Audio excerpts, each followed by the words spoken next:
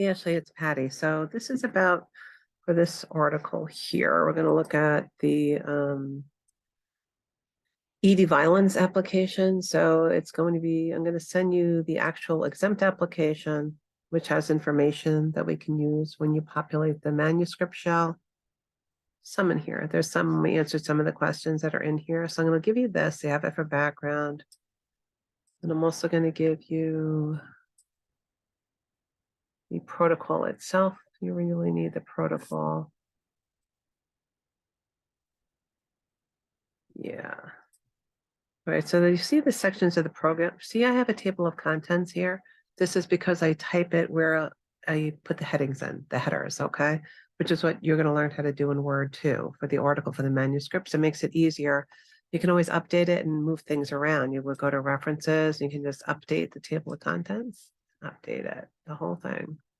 Just update it. So update the table, you say, yep, and update. I didn't change anything, but you would update it if you change anything.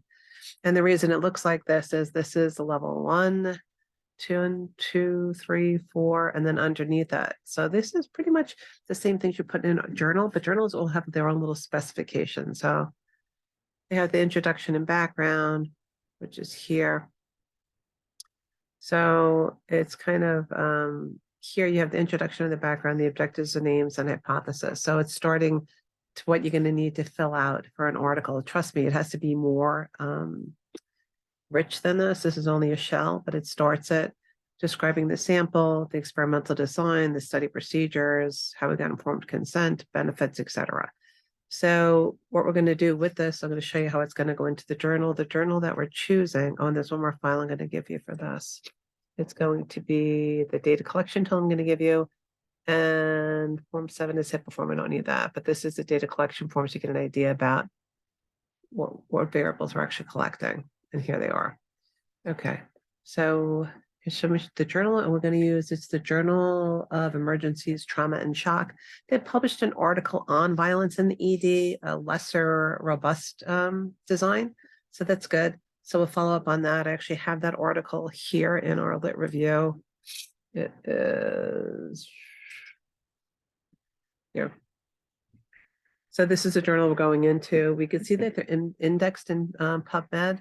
Then I also want you to see how to find that out yourself. I'm going to have Joe put this up on the intranet for us, but how to find out if something is indexed in PubMed. It's pretty easy. I'm going to pause for a minute.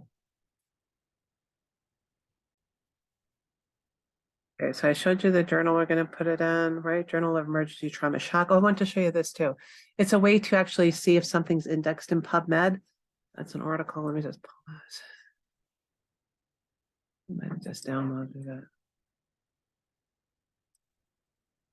Have them put it up. Yeah, probably my downloads. That's fine. Yeah. Because remember, part of it, they have to be indexed in PubMed, our publications, or in a Scopus. I'm pretty sure it's Scopus is the other. So this is how to check for indexing. It's pretty neat. All right, so I'm going to put that up. There's Scopus. I'm pretty sure it's Scopus and PubMed that they want us to have it in. Let's take a peek. Oh, Medicus, Index Medicus or PubMed. So that's how you look for that. Where's Index Medicus? Always PubMed, that's when you really need. Okay, so we have that. Great. All right, so that's just on the aside, how to check if something's indexed in different sources, databases. Okay, so that's that. And then we're going to put into Journal of Emergencies, Trauma and Shock. And when you go to their page, Journals of Emergency Trauma and Shock, there's National Library of Medicine, but I just want to go to them. It actually pulls up there with the authors of the requirements for everything. They're published quarterly. Okay, here we go.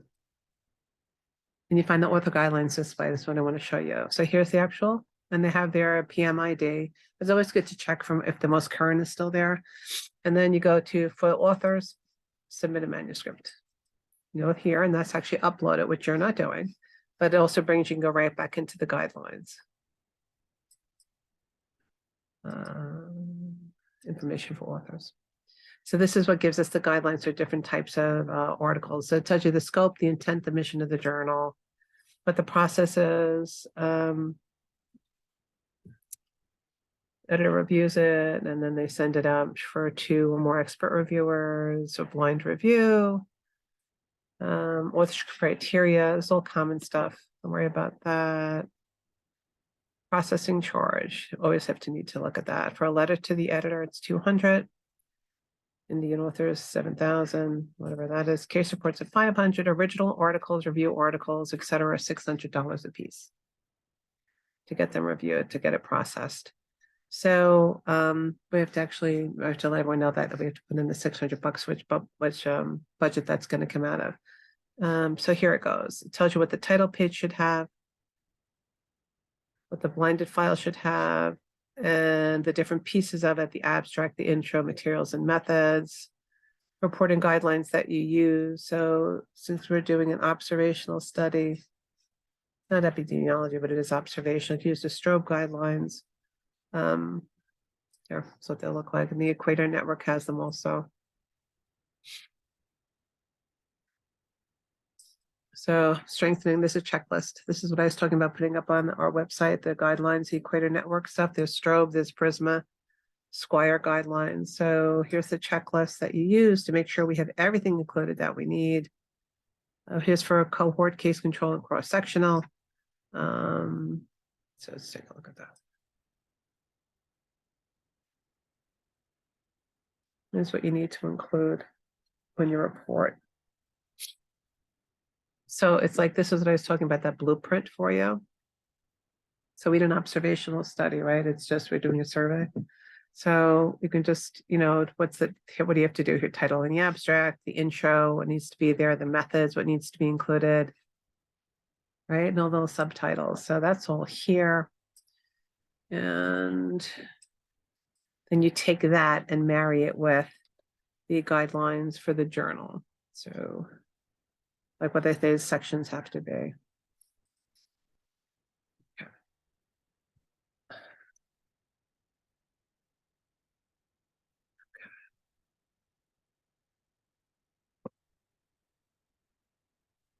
And they would have like, sometimes they say quantitative article, what they want, qualitative, what they want. Every journal's a little different. These reports, clinical trials, animal research, manuscript types. So the manuscript we're going to have is an original article. Okay, so random RCTs, intervention studies, screening diagnostics, outcome studies, cost-effective analysis, case control series surveys with high response rate, up to 3,000 words, excluding about 30 references. So 3,000 words is the word limit for an original article, and about 30 references and an abstract.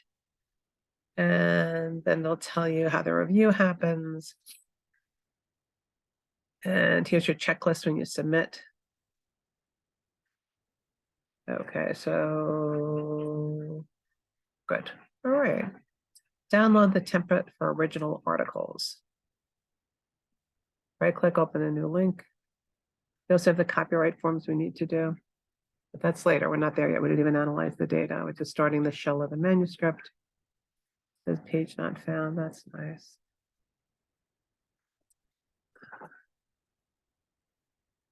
Okay. Original article. Let's go back to for authors. Information for authors. Open right up again.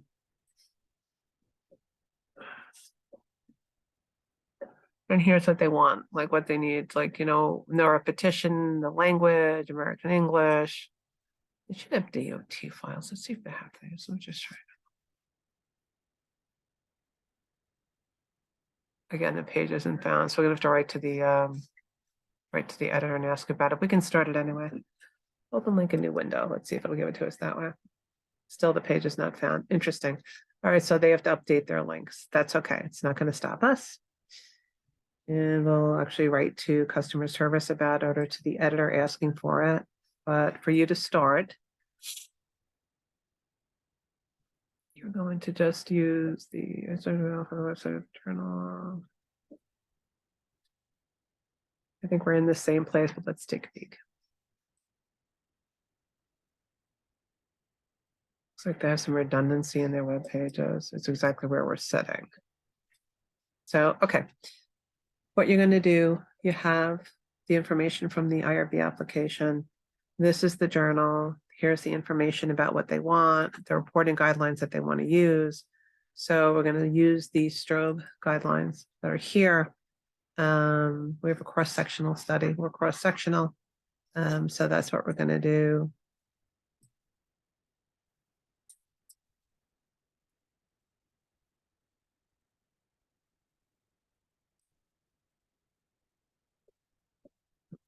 So this is what, these are your levels of what you're going to talk about. Okay, so here's the high level ones. That's the abstract, that's its own page. Then in the actual document itself, it's going to be introduction, methods. Methods is going to be the biggest. So here in a Word document, I'm going to take this, move it to another screen and start making the Word document. So you can't see the other screen, obviously, but hold on. File, new, manuscript. Okay. And here's where we're going to start. So it's going to be title and abstract. What's the title?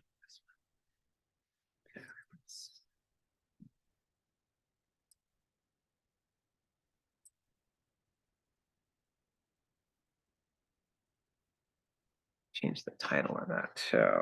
So this is not the way the title page is going to be formatted. There's usually a running head on it. So just putting it here though for now to hold this space for the title and abstract. And so violence and emergency department staff attitudes, suspect and incidents of trauma and assault, violence, trauma and assault. And assault. All right, so that's here. So it tells you indicate the study design with the commonly used term in the title or abstract.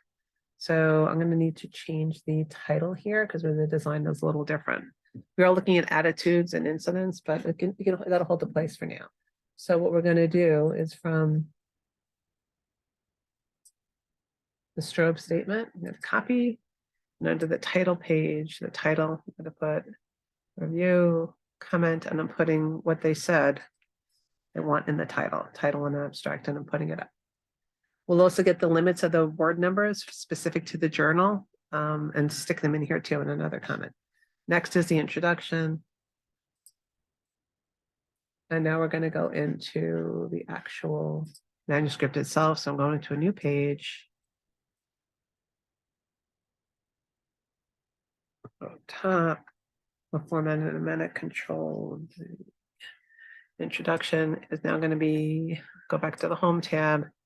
It's heading 1, introduction. Okay. And that's heading 1. So file, save it as, file, save as.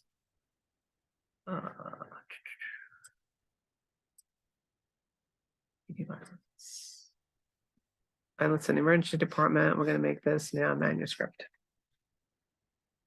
It's just where I'm saving it in my computer. And then we go through like that. So for introduction, that's a level 1 heading. A level 2, there's background and rationale. So right under that is the level 2 heading for background and rationale. I have to see what they use as their style. I think it's AMA. I got to double check. And this will be a heading 2. And then I need to change the default on the heading 2. I'm going to modify it where it's going to be in black font. And it's going to be usually Calibri or Arial. Let me check what they do. Just Calibri. Probably not a 13. Let's see what format they're using. I'm going to pause recording for a minute. So actually what I want you to do for this when you first start is just to take these sections. This is level 1 heading. These are all level 1s, and actually use that style, text and font. If you can, if not, we'll fix it later.